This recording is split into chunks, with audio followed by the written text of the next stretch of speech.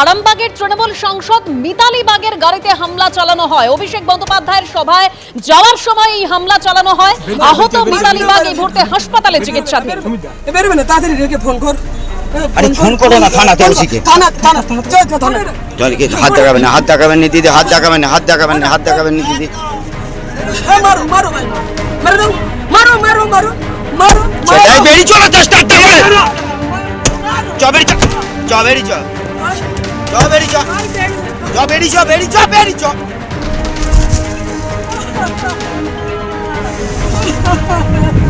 ওরা দিদি না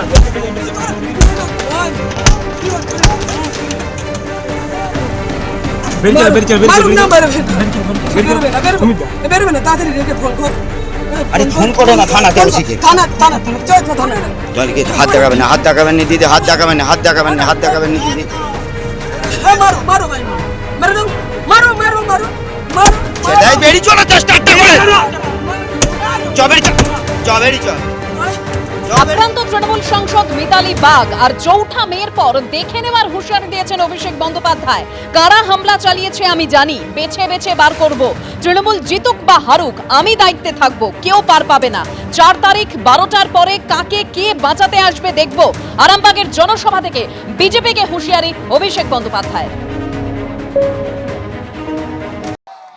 যারা ভাবছে মিতালির উপর কারা চড়াও হয়েছে আমরা জানি না,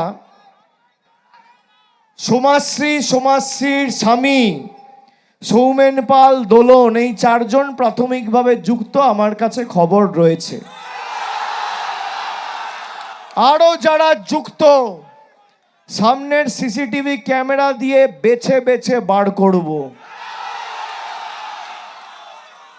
একটা এসসি মহিলা, তপশিলি মহিলা, তার গায়ে যারা হাত দিয়েছে, 4 তারিখে তৃণমূল আরামবাগ জিতুক বা হারুক।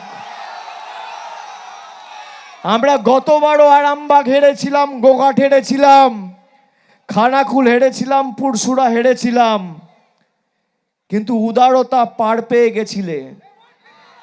এবার আমি নিজে দায়িত্বে থাকবো।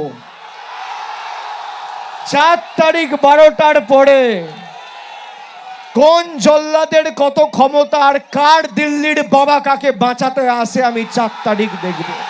এগুলো শুধুমাত্র কর্মীদের চাঙ্গা রাখার জন্য বক্তব্য।